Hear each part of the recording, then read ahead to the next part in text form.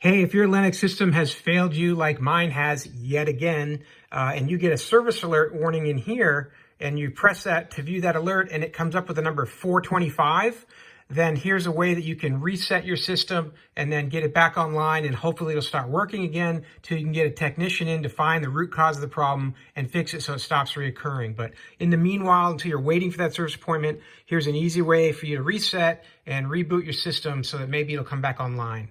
All right, so first thing I'm going to do is I'm going to go into the garage where my circuit breaker panel is, and I'm going to reset some circuit breakers. So here I am in the garage, and as you can see, I've got a red piece of tape here pointing to this circuit breaker here, which is tied into my master bedroom heat. And there's also another circuit breaker for AC. Well, in my case, the one that needs to be reset constantly is the one that my electrician marked heat. I don't know why it says heat, but it does.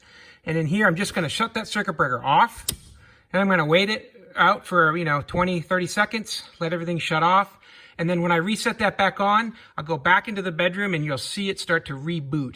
And the reason I had to mark this thing on here is because this system fails all the time. I have constant problems with this Lennox system. I strongly recommend buying a different system, but if you're looking at this video, you probably ran into this error 425, and now you're stuck like me trying to get it booted up again until a service tech can show up. Probably long enough to now reset my breaker, and now I'll go back into the house and check it out, see that it's rebooting. So now I'm back at the panel, and you can see that it's off.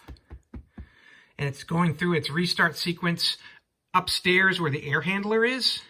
And now it's starting to boot back up. It takes it a couple minutes for it to come back to life.